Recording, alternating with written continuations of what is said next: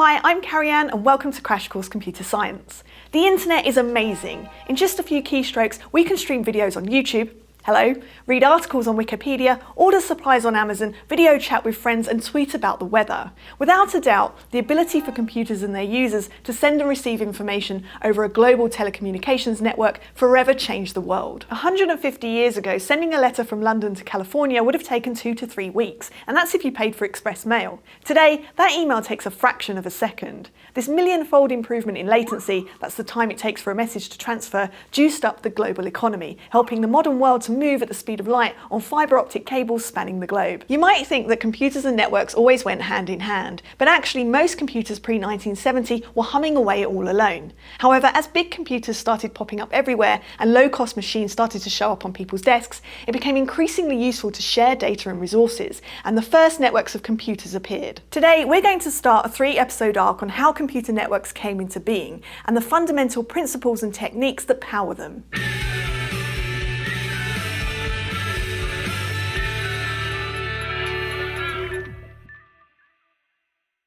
The first computer networks appeared in the 1950s and 60s. They were generally used within an organisation, like a company or research lab, to facilitate the exchange of information between different people and computers. This was faster and more reliable than the previous method of having someone walk a pile of punch cards or a reel of magnetic tape to a computer on the other side of the building, which was later dubbed a sneaker net. A second benefit of networks was the ability to share physical resources. For example, instead of each computer having its own printer, everyone could share one attached to the network.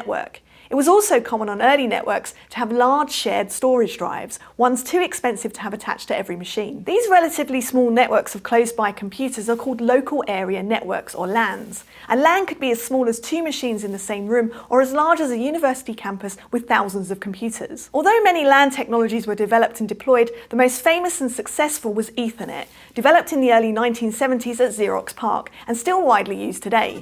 In its simplest form, a series of computers are connected to a single common Ethernet cable. When a computer wants to transmit data to another computer, it writes the data as an electrical signal onto the cable. Of course, because the cable is shared, every computer plugged into the network sees the transmission, but doesn't know if the data is intended for them or another computer. To solve this problem, Ethernet requires that each computer has a unique media access control address, or MAC address. The unique address is put into a header that prefixes any data sent over the network. So computers simply listen to the Ethernet cable and only process data when they see their address in the header.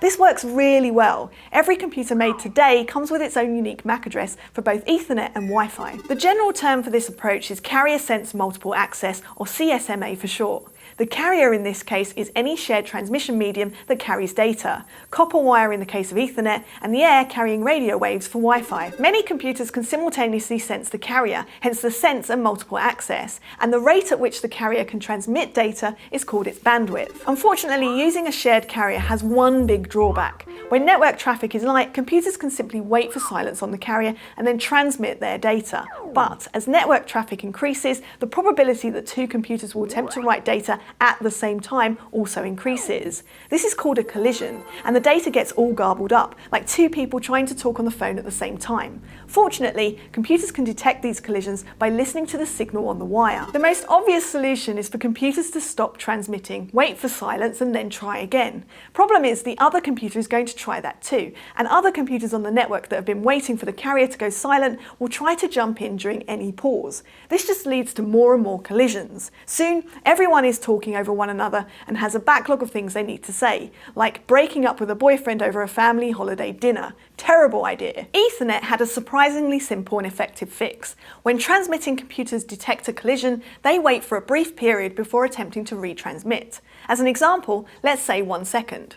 Of course, this doesn't work if all the computers use the same wait duration. They just collide again 1 second later. So a random period is added. One computer might wait 1.3 seconds, while another waits 1.5 seconds. With any luck, the computer that waited 1.3 seconds will wake up, find the carrier to be silent, and start transmitting. When the 1.5 second computer wakes up a moment later, it will see the carrier is in use, and will wait for the other computer to finish. This definitely helps, but doesn't totally solve the problem, so an extra trick is used.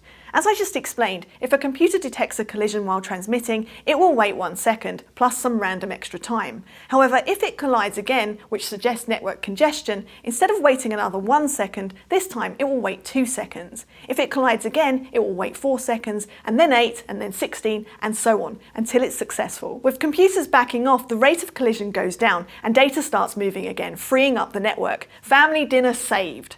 This backing off behaviour using an exponentially growing wait time is called exponential backoff. Both Ethernet and Wi-Fi use it, and so do many transmission protocols. But even with clever tricks like exponential backoff, you can never have an entire university's worth of computers on one shared Ethernet cable. To reduce collisions and improve efficiency, we need to shrink the number of devices on any given shared carrier, what's called the collision domain. Let's go back to our earlier Ethernet example, where we had 6 computers on one shared cable, aka one collision domain. To reduce the likelihood of collisions, we can break this network into 2 collision domains by using a network switch. It sits between our 2 smaller networks and only passes data between them if necessary. It does this by keeping a list of what MAC addresses are on what side of the network. So if A wants to transmit to C, the switch doesn't forward the data to the other network. There's no need. This means if E wants to transmit to F at the same time, the network is wide open and 2 transmissions can happen at once. But if F wants to send data to A, then the switch passes it through and the 2 networks are both briefly occupied. This is essentially how big computer networks are constructed, including the biggest one of all, the internet, which literally interconnects a bunch of smaller networks, allowing inter-network communication. What's interesting about these big networks is that there's often multiple paths to get data from one location to another, and this brings us to another fundamental networking topic, routing. The simplest way to connect 2 distant computers or networks is by allocating a communication line for their exclusive use. This is how early telephone systems worked. For example, there might be 5 telephone lines running between Indianapolis and Missoula. If John picked up the phone wanting to call Hank in the 1910s, John would tell a human operator where he wanted to call, and they'd physically connect John's phone line into an unused line running to Missoula. For the length of that call, that line was occupied, and if all 5 lines were already in use, John would have to wait for one to become free. This approach is called circuit switching because you're literally switching whole circuits to route traffic to the correct destination. It works fine, but it's relatively inflexible and expensive because there's often unused capacity. On the upside, once you have a line to yourself or you have the money to buy one for your private use, you can use it to its full capacity without having to share. For this reason, the military, banks and other high importance operations still buy dedicated circuits to connect their data centers. Another approach for getting data from one place to another is message switching, which is sort of like how the postal system works. Instead of a dedicated route from A to B, messages are passed through several stops. So if John writes a letter to Hank, it might go from Indianapolis to Chicago and then hop to Minneapolis, then Billings, and then finally make it to Missoula. Each stop knows where to send it next, because they keep a table of where to pass letters given a destination address. What's neat about message switching is that it can use different routes, making communication more reliable and fault tolerant. Sticking with our mail example, if there's a blizzard in Minneapolis grinding things to a halt, the Chicago Mail Hub can decide to route the letter through Omaha instead. In our example, cities are acting like network routers. The number of hops a message takes along its route is called the hop count.